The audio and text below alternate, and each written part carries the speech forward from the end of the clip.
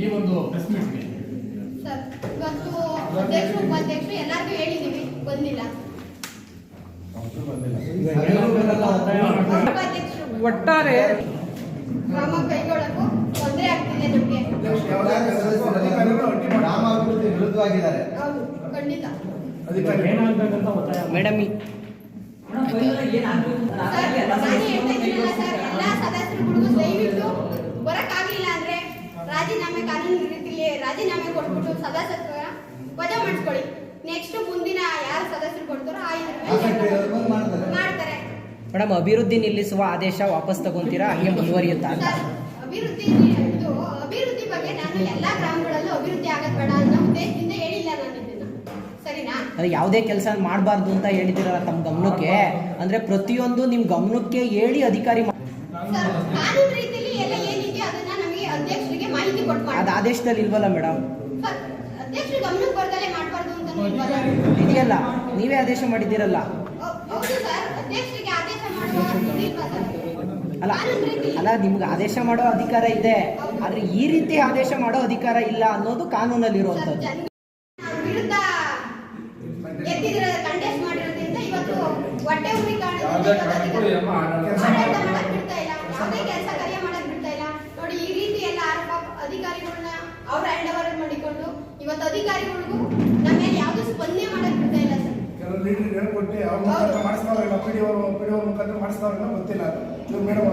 ಪಿಡಿಒಗೂ ಆ ಅಧಿಕಾರಿಗಳು ಒತ್ತಡದಿಂದನೇ ಈ ರೀತಿ ಮಾಡ್ತಾರೆ. ಶಾಸಕರ ಒತ್ತಡಕ್ಕೆ ಅಧಿಕಾರಿಗಳು ಕೆಲಸ ಮಾಡ್ತಾರೆ. ಶಾಸಕ ಕೈಗೊಂಡಿದ್ದಾರೆ. ಇವತ್ತು ಸರ್ ಶಾಸಕರು ಕೆಲಸ ಮಾಡಿರುವಷ್ಟು ಅಧಿಕಾರಿಗಳು ಯಾವುದೇ ಕೆಲಸ ಮಾಡಿಲ್ಲ ಅಂದ್ರೆ ಹೆಂಗೆ ಮೇಡಮ್? ಸರ್, ಅಧಿಕಾರಿಗಳು ಇವತ್ತು ನಾನು ಬಂದು 8 ತಿಂಗಳು ಅಧಿಕಾರಕ್ಕಾಯ್ತು. ಅಧಿಕಾರಿಗಳು ಇವತ್ತು ಯಾವ ನಮ್ಮ 16 ಕುಂದು ಕೊಟ್ಟು ಯಾವತ್ತೂ ಕೇಳಿ ಪಂಚಾಯತಿ ಪರವಾಗಿ ಯಾವ ಅಧಿಕಾರಿಗಳು ಸರ್?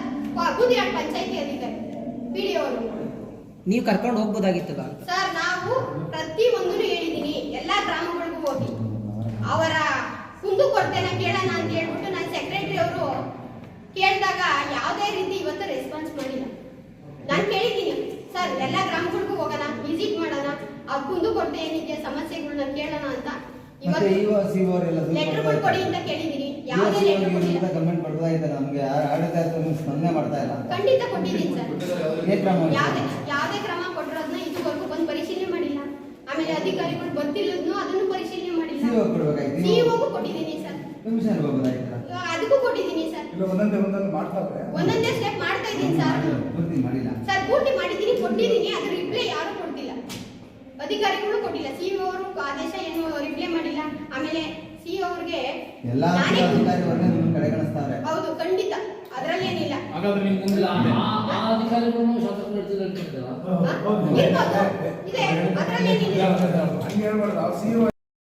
ಸರ್. ಒಬ್ಬರೇ ಅಧ್ಯಕ್ಷ ಮಾಡಕ್ಕಾಗುತ್ತಾ ಸರ್ ಹೋರಾಟನ? ಸುಮಾರು ಮಾಡಿಲ್ಲ.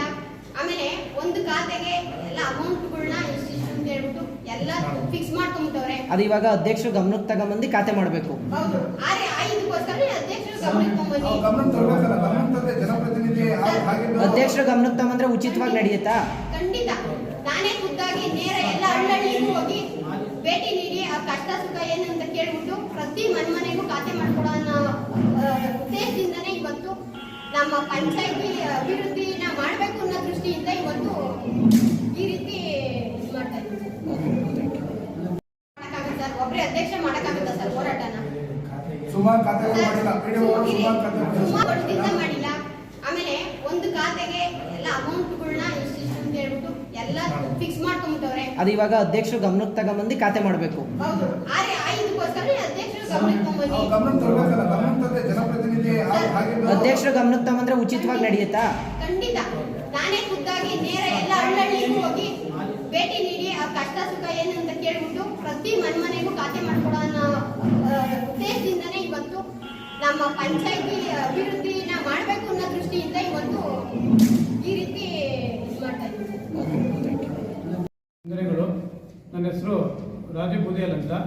ನಾನು ನೆಲಮಂಗಲ ತಾಲೂಕು JDS ಕಾರ್ಯಾಧ್ಯಕ್ಷನಾಗಿ ಕಾರ್ಯ ಮಾಡ್ತಾ ಇದ್ದೀನಿ. ಈ ಬೂದಿಹಾಳ್ ಪಂಚಾಯತಿಯಲ್ಲಿ ನೆಲಮಂಗಲ ತಾಲೂಕಲ್ಲಿ ಒಂದು ದೊಡ್ಡ ಪಂಚಾಯತಿ.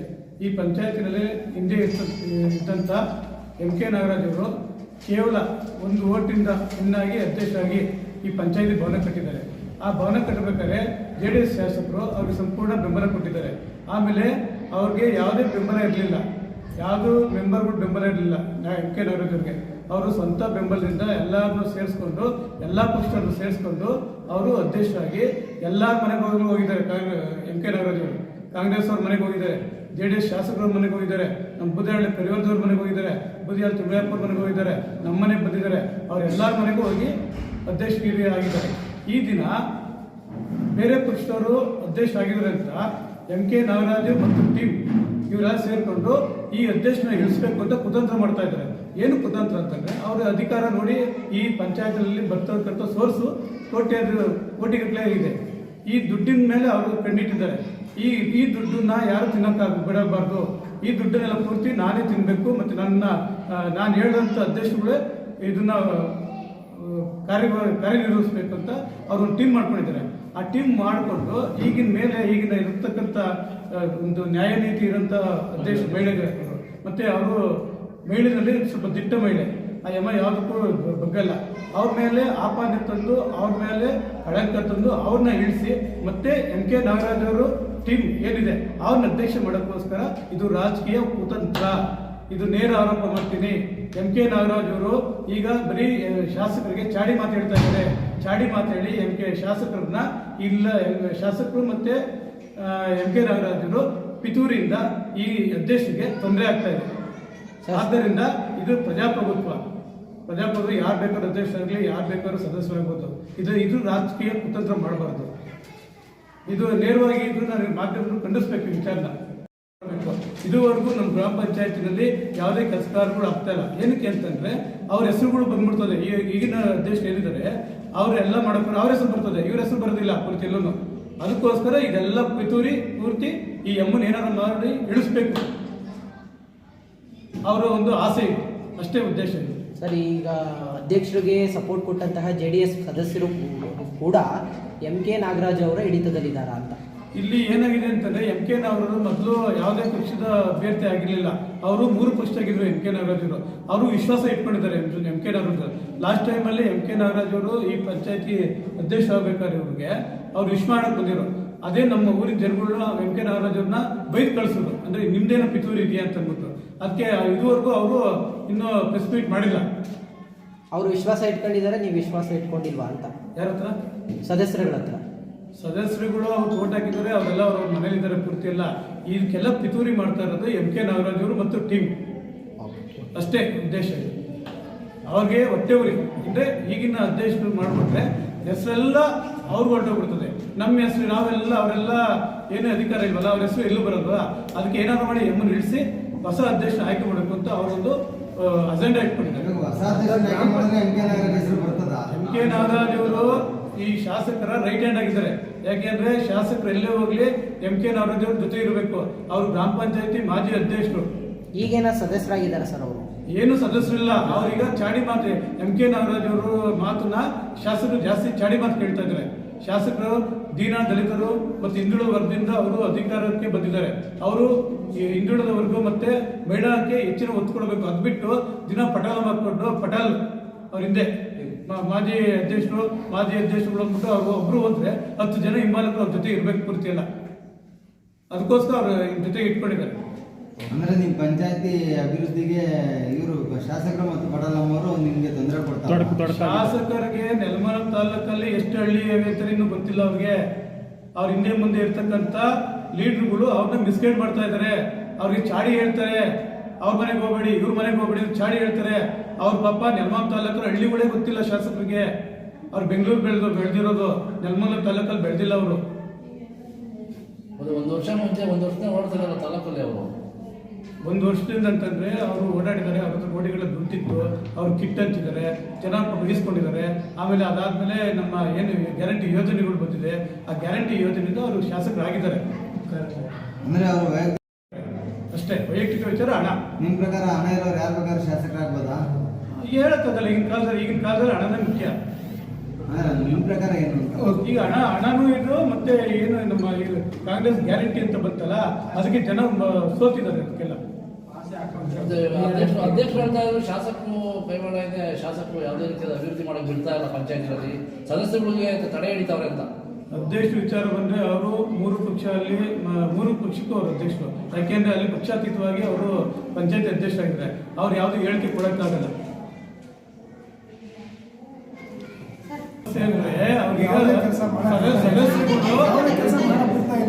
ಎಲ್ಲ ಸದಸ್ಯರು ಒಗ್ಗಟ್ಟಾಗಿ ಇಟ್ಕೊಂಡು ಅವ್ರಿಗೆ ಆಸೆ ಆಕಾಂಕ್ಷೆಗಳನ್ನ ಎಂ.ಕೆ. ನಾಗರಾಜ್ ಮತ್ತು ಶಾಸಕರು ಅವ್ರಿಗೆ ಒಡ್ಡಿದ್ದಾರೆ.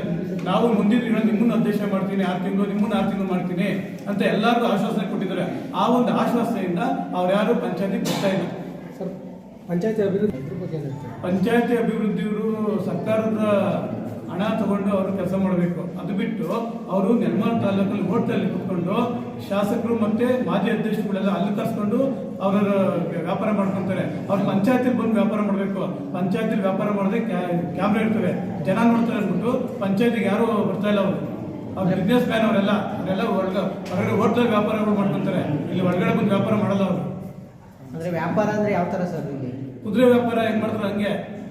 ಪಂಚಾಯತಿ ಹೇಳ ಒಂದು ಗೋಡನ್ನು ಕಟ್ಟಬೇಕಾದ್ರೆ DC ಕನ್ವರ್ಷನ್ ತಗೊಂತಾರೆ. DC ಕನ್ವರ್ಷನ್ ತಗೊಂಡ್ಮೇಲೆ ಅವರು ND ಅಪ್ರೂವಲ್ ಮಾಡಿಸ್ಕೊಂಡು ಗೋಡನ್ ಕಟ್ಟಬೇಕು.